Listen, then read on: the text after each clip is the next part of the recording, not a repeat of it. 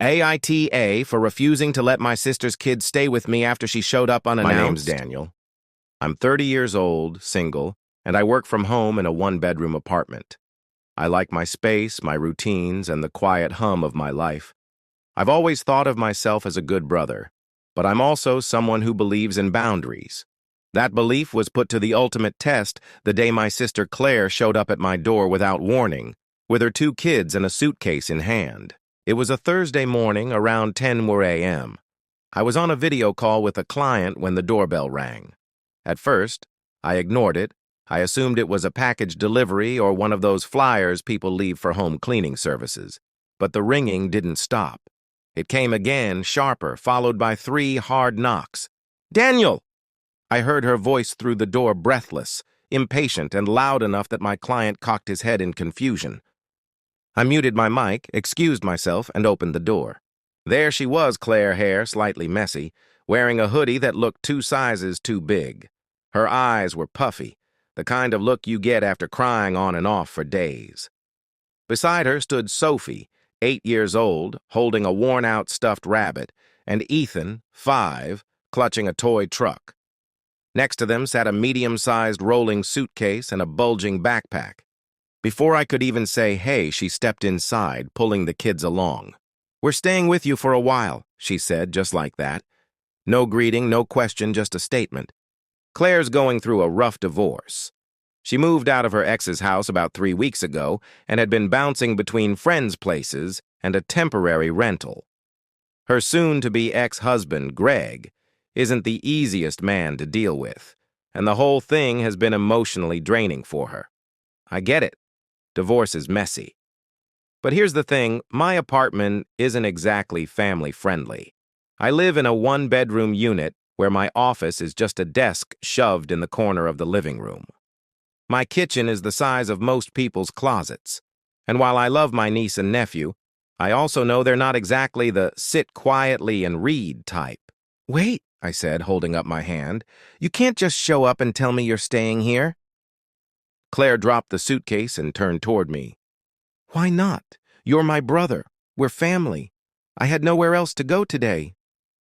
I glanced at the kids, who were already wandering toward my bookshelf.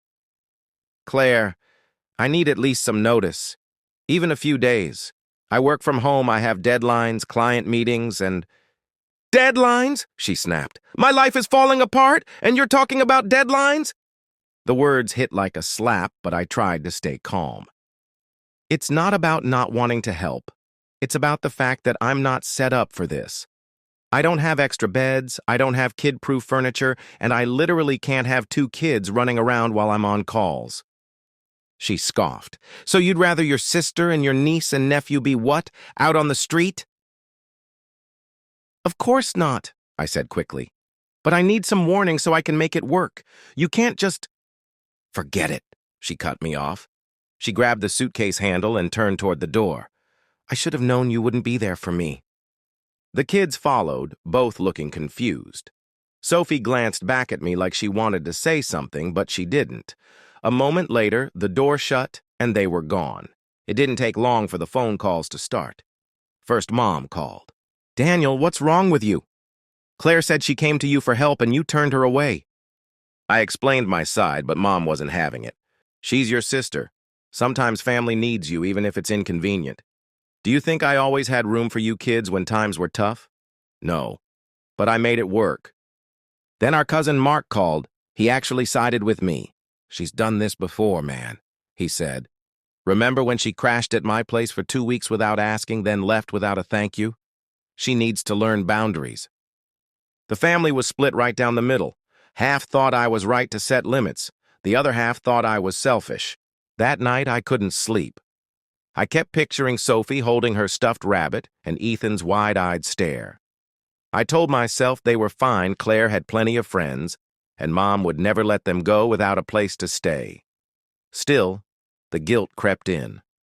I poured myself a glass of water and sat by the window, watching the city lights.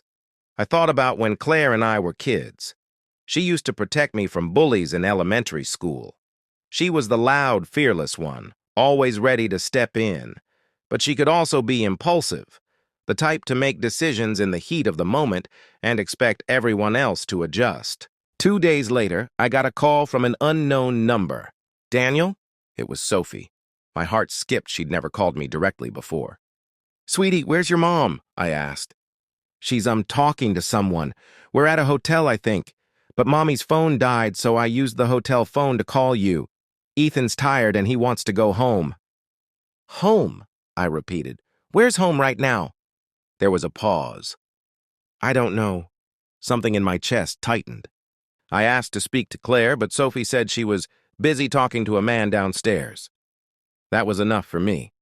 I told Sophie to stay put, grabbed my keys, and drove to the address she gave me. When I got there, I saw Claire in the hotel lobby arguing with a man I didn't recognize.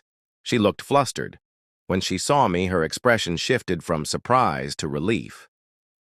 "Daniel," she said, "I didn't want to ask again, but—" I cut her off. "Let's get the kids in the car. We'll talk at my place."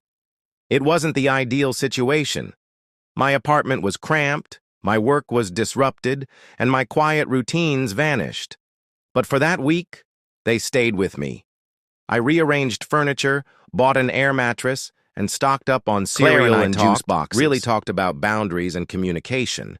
She admitted she'd panicked that day and just assumed I'd say yes. I admitted I could have handled it with more empathy in the moment. When they finally left for a more stable place, we weren't exactly best friends, but we understood each other better. So, am I the jerk for saying no at first, or was I right to protect my space until the situation became urgent?